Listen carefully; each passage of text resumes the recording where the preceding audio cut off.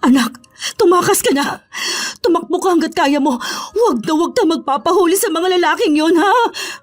Nanay, sino po sila? Mga kaaway ng tatay mo.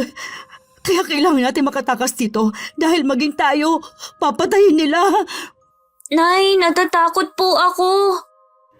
Sige na, tumakbo ka na. Susunod ako. Basta ipangako mo sa akin, kahit anong mangyari, huwag na huwag kang babalik dito sa bahay, ha? Dumaan sa bintana si Ara bit-bit ang ilang mga gamit. Nauna siyang tumakbo patungo sa talahiban ayon na rin sa utos ng kanyang ina. Ngunit hindi pa man nakakababa ang kanyang inang si Aida mula sa bintana, ay naabutan na ito ng di kilalang lalaki. Pinasok ng mga kalalakihan ng kanilang bahay sapagkat pinaghihinalaan na pamilya sila ng mangkukulam na siyang dahilan ng pagkamatay ng galid na negosyante sa kanilang baryo at ang nagpapahirap sa mga taong naninirahan doon. Napasigaw si Aida nang makitang pasinok-sinok na asawa ng ginilitan ng leeg ng armadong lalaki. Tatalon pa sana ang ginang mula sa bintana, ngunit sunod-sunod na putok ang pinakawalan ng lalaki at ang mga balay bumaon sa likod nito. Saglit na napahinto ang batang si Ara sa pagtakbo at napalingon sa kanilang bahay. Nanay! Tatay! Nanginginig ang katawan niya sa takot at muli siyang tumakbo palayo. Sapagkat batid niya sa mga oras na yun ay patay na ang kanyang mga magulang. Papatayin din siguro nila ako, kagaya ng ginawa nila kina nanay at tatay. Pagod may sinikap ni Arang makalayo sa baryo hanggang sa marating niya ang kalsada. Hindi niya ininda mga sugat sa kanyang mga paa, ngunit nagpatuloy lamang siya sa paglalakbay hanggang sa mapadpad siya sa bayan.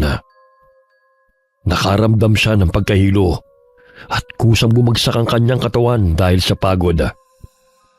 Kinaumagahan nagising si Ara sa mabangong amoy ng nilulutong ulam. Nakaramdam din siya ng lamig mula sa bimpong dumadampi sa kanyang pisngi. Mabuti naman at gising ka na, iha. Oh, huwag ka matakot dahil hindi naman kita sasaktan. Ano bang nangyari sa'yo? Malakas lamang naiyak ang tugo ni Ara sa matandang babae.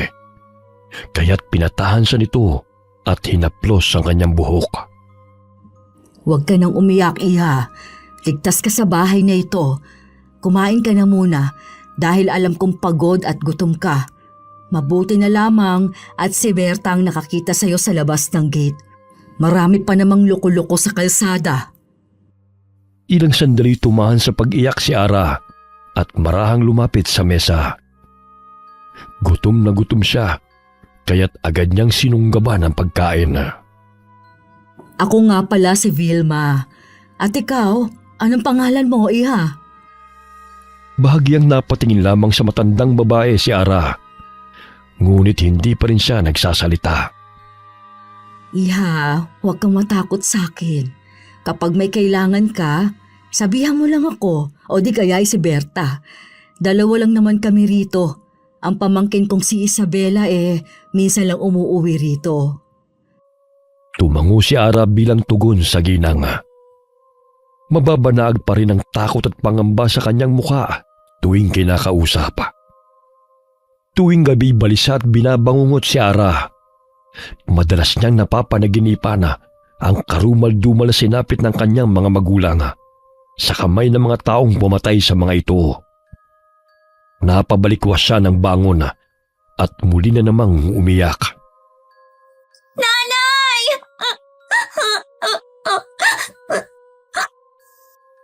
Nagising si Vilma at ang katulong na si Berta nang marinig ang palahaw ni Ara at tinungo ang kwarto ng bata. Oh, iha, bakit? Si nanay! Napanaginipan ko po sila. Pinatay sila ng mga lalaki at papatayin din po nila ako. Walang mananakit sa'yo rito, iha. Kaya ba tumakas ka ng gabing yon? Opo, pakiusap po niyo po kung ibigay sa kanila. Huwag ka mag-alala, iha. Hindi ka nila matutuntun dito. Nanginginig pa ang katawan ng batang si Ara dahil sa takot. Niyakap siya ng ginang upang maibsan ang pangamba nitong nararamdaman. Simula ngayon, dito na si Berta matutulog sa kwarto mo. Salamat po. Mama Vilma na ang itawag mo sa akin. At ikaw, ano nga ba ang pangalan mo? Ara po. Mabuti naman at nagsasalita ka na ngayon.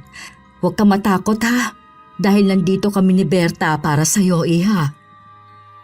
Simula ng gabing yun, ay sinasama na siya ng katulong na si Berta sa pagtulog.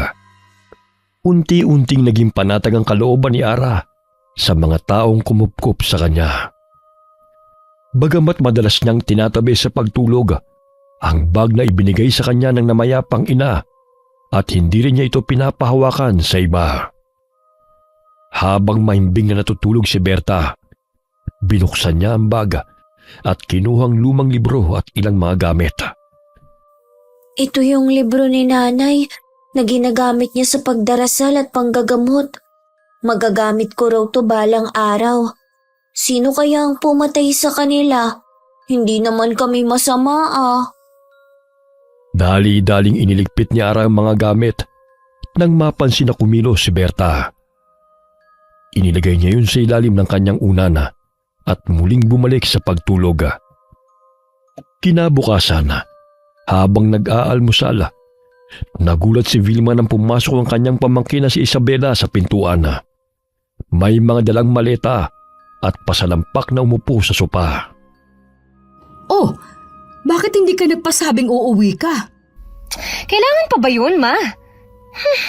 Dito na muna ako Nakaka-stress mag-asikaso ng mga negosyo Nakaka-stress dahil nalulugi na? Ay naku, Ma, pwede ba? Mamaya mo na ako sermonan. Pagod ako sa biyahe. Alam ko naman kung anong rason mo kung bakit ka na naman umuwi. Hindi ko ipagbibili ang lupa ko sa Palawan, iha. Dahil yun na lang ang meron ako at maraming tao ang umaasa sa resort.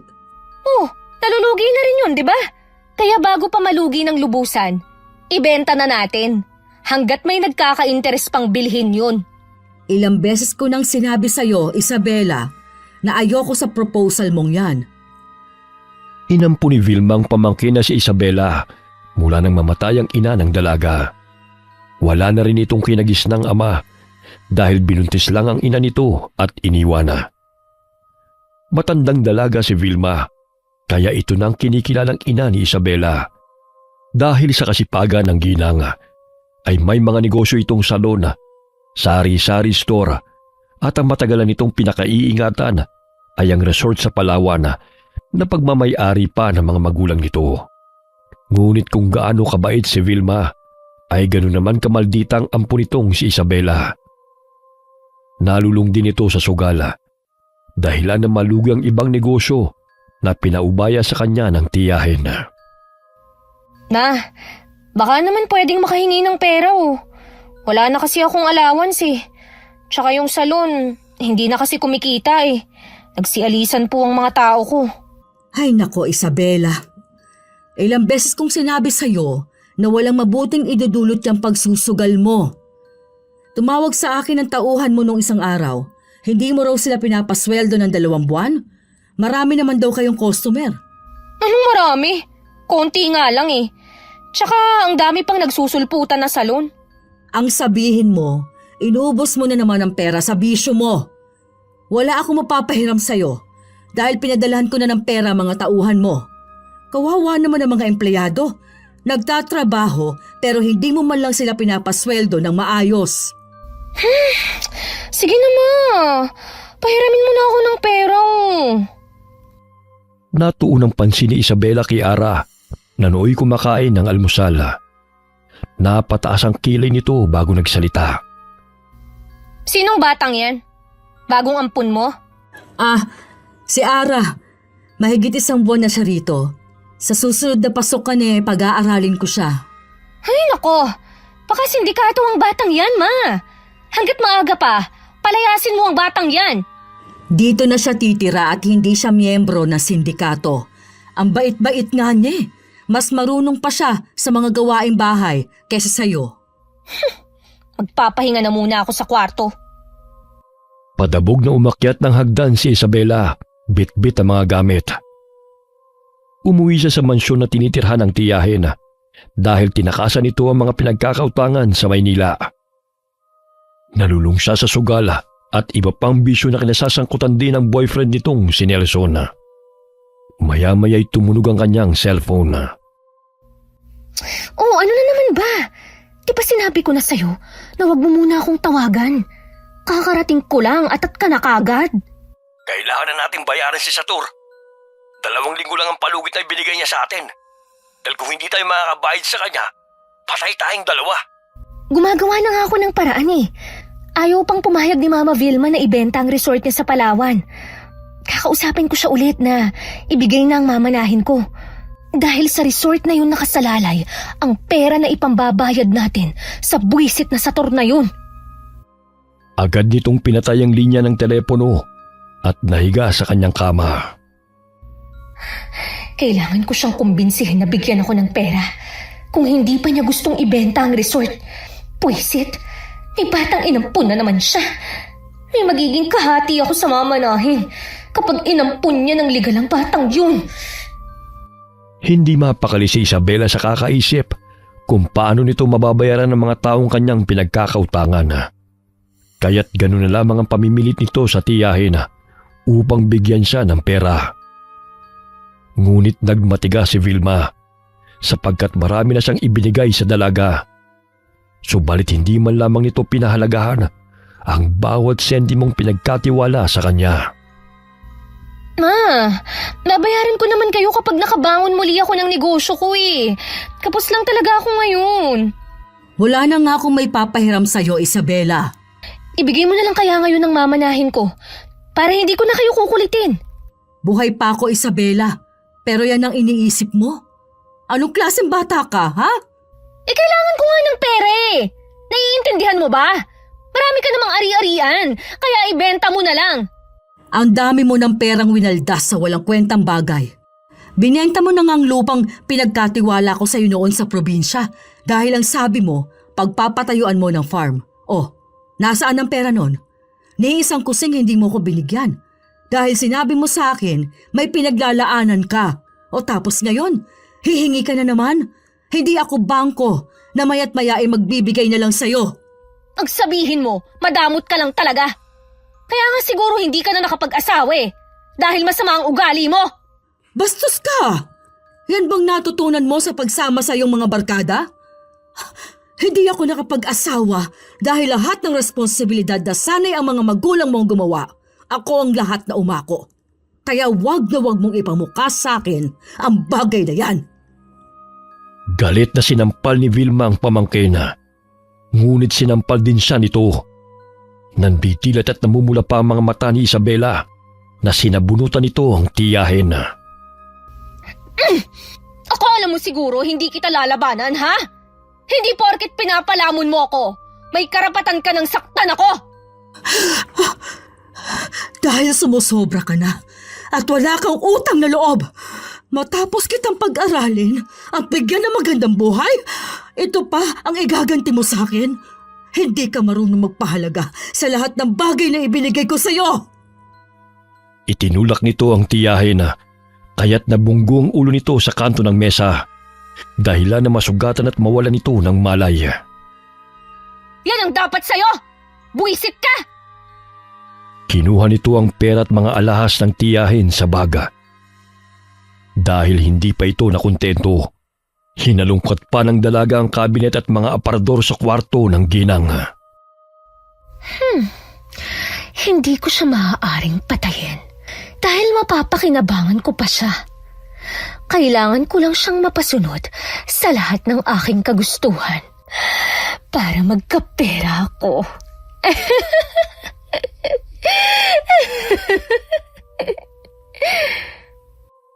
Nakuha nito ang mga titulo ng mga lupang pagmamay-ari ng ginang sa palayan na pinauupahan sa mga magsasaka sa probinsya.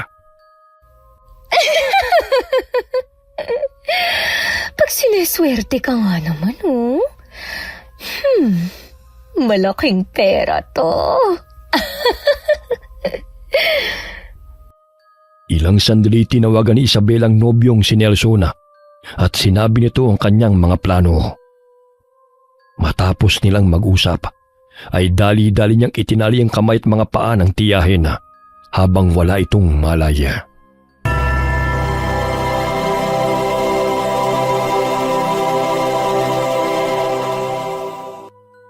Kinagabihan na, may mga lalaking pumasok sa mansyon. Nagkataon na lumabas ng kwarto si Berta nang may marinig na mga kaluskos. Nandilat pa ang mga mata nito nang makita ang mga kalalakihan na pumasok sa bahay. Kaya't malakas ang pinalo ng tubo ng lalaki sa ulo ng paulit-ulit hanggang sa mawalan siya ng malay. Napatay ko yata siya. Bakit mo kasi nilakasan ng paghampas sa kanya? Ay, naku. Di bale, ihulog na lang natin siya sa bangin. Malayo sa lugar na to. Yan ang gusto ko sa'yo. Matibay ang sikmura mo at naging matalino ka ng dumiskarte. Eh, syempre. Kanino pa ba ako matututo? Kundi sa'yo, di ba? Oh, nasa na bang tiyahin mo? Nandun, sa kwarto niya. Doon na lang natin siya itago sa basement para walang makakita sa kanya. Sige. Uy, ang laki rin pala nitong bahay ninyo. Talagang maperang tiyahin mong yan Maya-maya'y nagising si Ara dahil sa mga kalabog. Sumilip siya sa pinto ng kanyang kwarto at nakita niya si Isabel at ang dalawang lalaki na binubuhat ang nakagapos na si Vilma. Saan kaya nila dadalhin si Mama Vilma? Papatayin din kaya siya ng mga taong yun? Katulad ng ginawa kina nanay at tatay? Dali-dali niyang sinarado ang pinto at kinuhang lumang bag at niyakap yun. Napalingon si Isabela sa kwarto ng bata at napabuntong hininga nang maalala si Ara. Isa pang problema ang batang to eh. Sinong bata?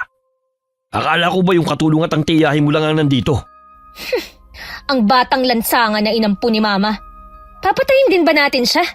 Kung papatayin natin siya, sino mag-aalaga sa nanay-nanayan mo? Napuruhan ko yata yung katulong O sige, siya na lang ang magbabantay kay Mama. Mabuti yun at wala pang alam. Matapos na ihatid ni Nelson si Vilma sa basement at itali sa kama, ay pinuntahan nila si Ara sa kwarto nito. Hoy bata! Lumabas ka riyan! Ate, pakiusap. Huwag mo akong patayin. Hindi ka namin papatayin. Basta sundin mo lang ang sinasabi ko. Maliwanag ba sa'yo? Nilapitan nito ang bata at umupo sa kama nito. Pinakita pa ni Isabela ang baril kay Ara at tinutok pa sa ulo ng kawawang bata. Alam mo bang ayaw ko sa mga batang madaldal? Gusto ko yung masunurin. Naiintindihan mo ba ako, Ara? Opo. Simula ngayon, ikaw na ang magbabantay kay Mama Vilma. Wala kang ibang kakausapin, kundi ako lang. Hindi ka pwedeng lumabas ng bahay. Dahil kung gagawin mo yun, papatayin ko si Mama Vilma. Gusto mo ba yun, ha? Parang ikaw na rin ang pumatay sa kanya dahil nilabag mo ang utos ko. Hindi po, ate. Mainitin din ang ulo ng kasama ko. Kapag nakulitan sa'yo, baka patayin ka rin niya.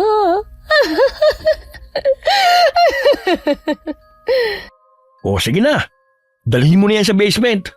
Ate, pwede ko bang dalhin ang unan at kumot ko ron? Okay, basta huwag kang magpapasawi sa akin, ha? Para bati tayo palagi.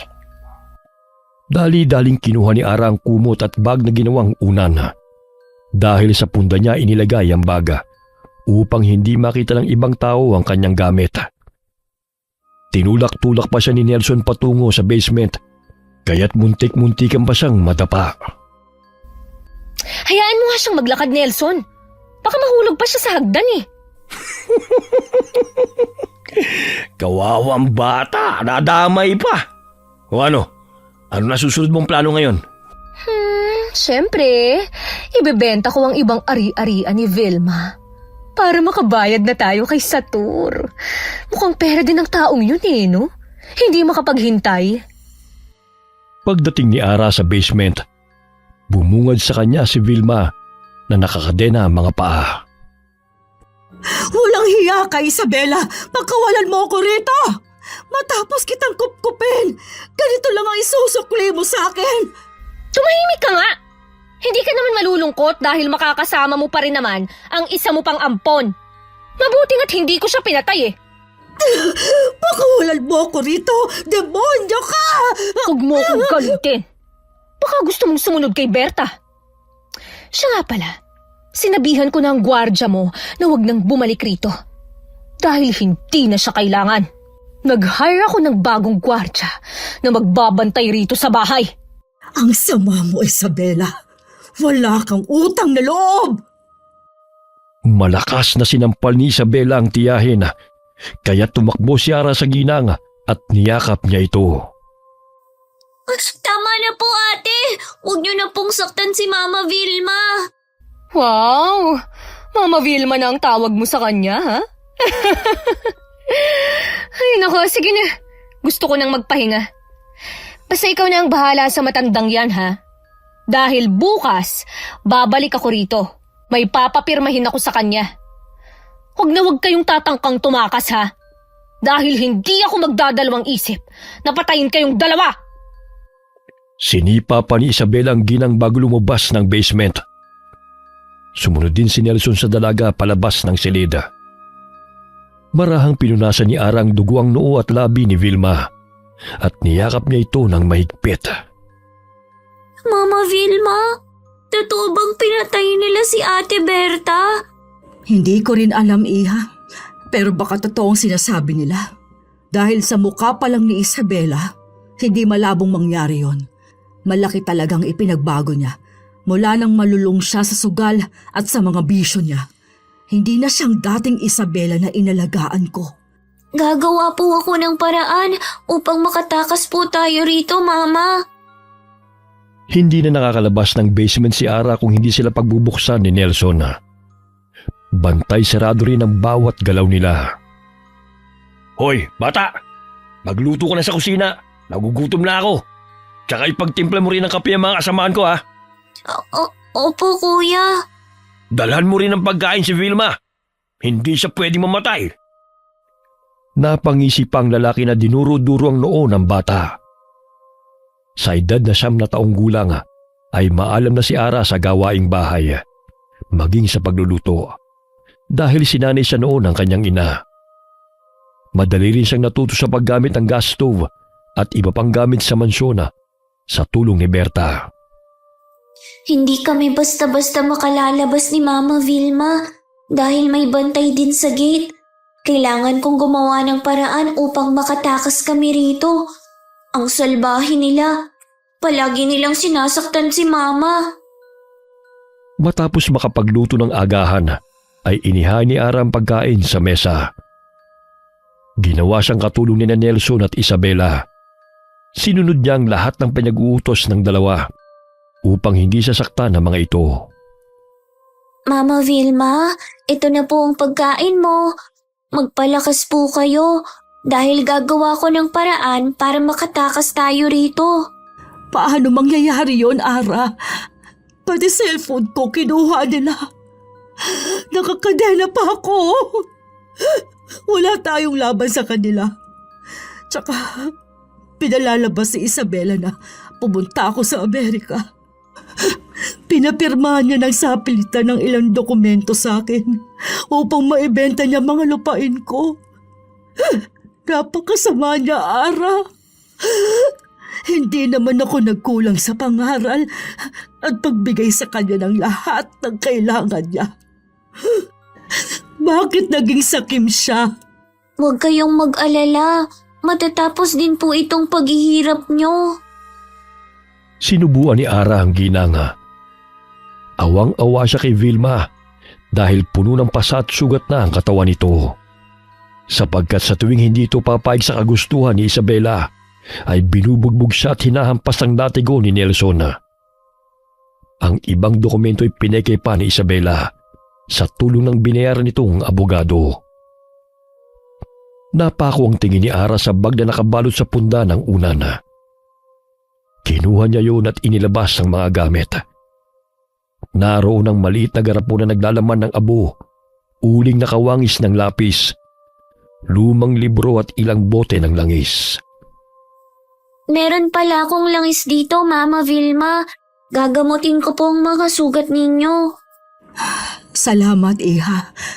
Saan mo ba nakuha yan? Ito po ang binigay ni nanay nang tumakas po ako. Manggagamot po kasi siya. Napakaswerte ng mga magulang mo sa'yo, Ara. Dahil napakabait mong bata. Masaya rin ako dahil nakilala kita. Nararanasan kong mahalin ng isang anak na hindi ko kailanman naranasan kay Isabela. Matapos niyang gamutin si Vilma, ay agad niyang kinuhang maliit na bote na naglalaman ng abo at itinago sa kanyang bulsa. Nakikita ko noon na ginagamit ni nanay itong abo. Inilalagay niya sa pagkain ng mga taong kinamumuhian niya. Maaari ko ring gamitin to kina Kuya Nelson at Ate Isabela. Dali-dali niyang iniligpit ang mga gamit nang marinig na bumukas ang pintuan. Naroon na naman si Isabela upang hingi ng PIN code ng ATM ng tiyahin kung saan dun ipinapadala ang kita ng ibang negosyo nito. Hoy Vilma! Kumising ka nga! Sabihin mo sa akin ang PIN code mo. Kung hindi, malilintikan ka na naman. Hindi pa ba sapat sa'yo ang perang pinagbentahan mo ng lupa? Pati ang kinikita sa bigasan at sari-sari store, kukunin mo pa? Kailangan ko ng pera eh. Ano bang paki mo, ha? Gusto mo bang gilitan kita ng leg ngayon? Namumula ang mga mata nito habang nakatitig sa tiyahin. Sinabunutan pa nito si Vilma at pinagsasampal.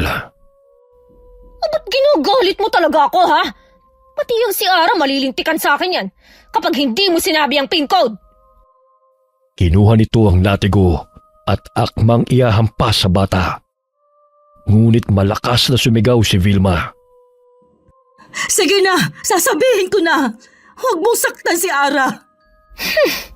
Mabilis ka naman palang kausap eh. Isulat mo na sa papel para hindi ko makalimutan. Ang dami mong arte. Pipigay ka rin pala. Dinuraan pa nito ang tiyahin bago lumabas ng basement. Nakatayo lamang sa sulok si Ara at hinatid ng tingin ang dalaga. Balang araw, kayo na ang iiyak. Ang salbahe ninyo.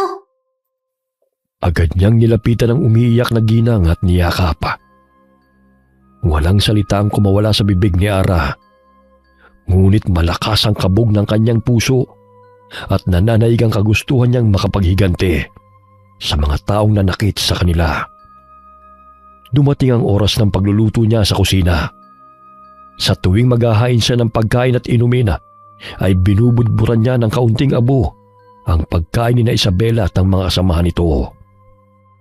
Hindi naman nila mahahalata dahil pakunti-kunti lang ang inilalagay ko sa pagkain nila. Oh, ano pang tinutunga mo riyan? Ilagay mo na rito yung kanin. Ang kupad mo naman eh. Nandyan na po, kuya. May juice din po akong tinimpla para sa inyo. Habang isinusubo ni na Nelson at ng mga kasamahan nito ang pagkain, ay marahang ngumiti si Ara habang nakatanaw sa kanila. Tila ba'y ngiting tagumpay ng paghihigante. Ang abong inilagay ni Ara sa pagkain ni na Nelson ay pagmamay-ari yun ng bangkay na sinunog at pinudpod na ginagamit sa kulam. Ang paraang yun ay kilkiga. Nagbibigay yun ng hindi pangkaraniwang karamdaman na unti-unting pumapatay sa mga taong nakakain ng abo na galing sa buto ng bangkay. Oh! Ano bang tinitingin-tingin mo? Umalis ka na nga sa harapan ko! Kumain na rin kayo ni Tanda! Opo, kuya. Dali-dali siyang umalis sa harapan ni na Isabela at Nelson at tumungo sa basement. Habang nakaupo sa sulok ng silid, gumuhit siya sa dingding ng mga tao gamit ang uling na lapis na pagmamay-ari ng kanyang ina.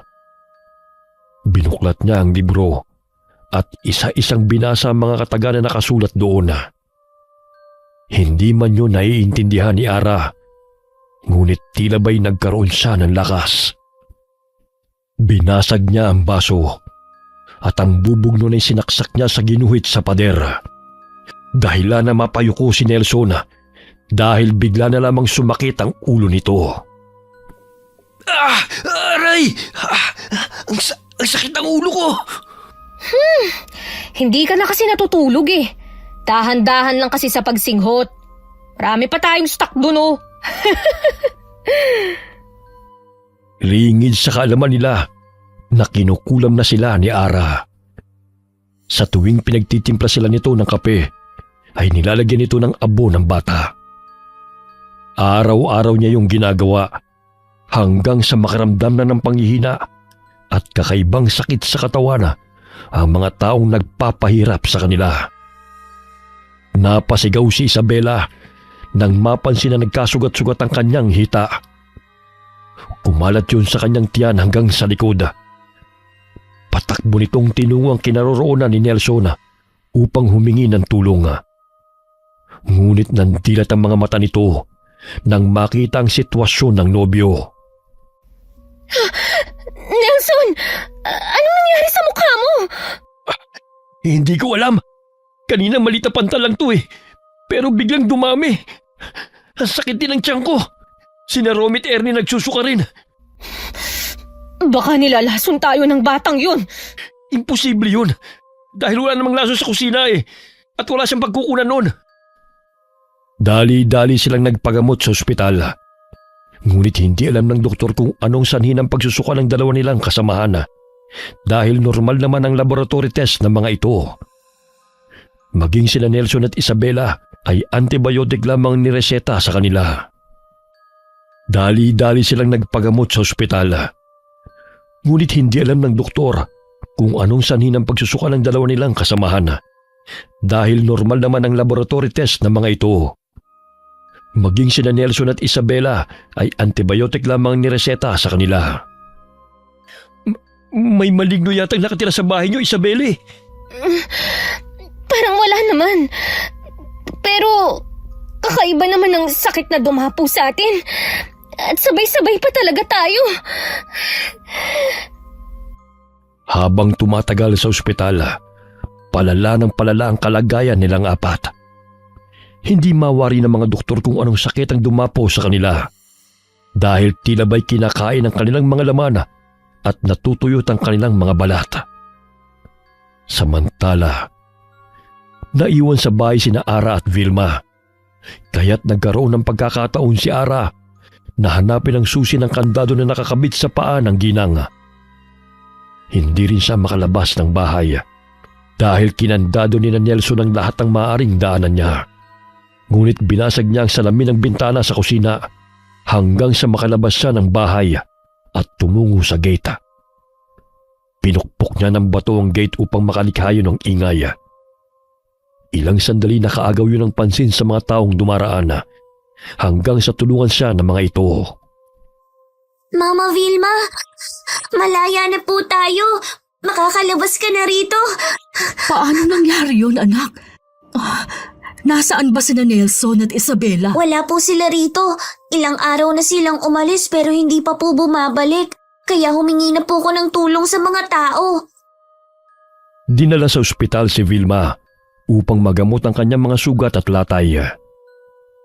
Doon na isiniwalat ni Vilma ang lahat ng panlolokot pananakit ng kanyang pamangkin at ng mga kasamahan nito. Ganun na lamang ang pagkagulat ni na Isabela dahil may dumating na mga kapulisan sa ospital kung saan sila naroon. Habang sila'y nagpapagaling ay inaresto sila. Wala na silang takas, kaya't nang humupa na ang kanilang pagsusuka ay dinala silang apat sa presinto. Sinampahan sila ng patong-patong na kaso ni Vilma at natulan sila ng habang buhay na pagkakabilanggo. Dumagdag pa sa kanilang paghihirap ang sakit na dumapo sa kanilang katawan na hindi gumagaling. Pabalik-balik ang kanilang mga sugat sa buo nilang katawan na naging sanhi ng kanilang kamatayan. Napag-alaman din ni Vilma na si Nelson ay notorious na kilera, na siyang binabayaran ng mayayaman upang pumatay, na siya ring napag-utusan na pumatay sa mga magulang ni Ara. Kahit papano'y naging panatag na ang kalooban ni Vilma dahil nagkaroon ng hustisya ang nangyari sa kanya. Nagsimula silang muli ni Ara at namuhay ng payapa malayo sa mansyon. Ngunit nanatiling lihim sa lahat na ang pagdurusa ng mga salarin sa loob ng kulungan ay kagagawa ni Ara, ang pinakabatang mangkukulam. Wakas. Okay, sana po nagustuhan niyo ang kwento ni Ara. Shoutout po tayo kay Geraldine Narbasa. Shoutout kina Lola Feli and Raven. Hi kay Senon Kayabyab from San Isidro, San Marcelino, Zambales. Shoutout sa Laude family mula kay Rose from Kuwait. Hi kay Josefina Fuelas from Pasig City. Hi kay Sally Albino from Kawayan City, Isabela. Hi kay Pepito Delfin ng 11th Avenue, 10th Street, Caloocan City. Hi kay Beverly Remigio. Alright, maraming salamat po sa inyong lahat and God bless all of you.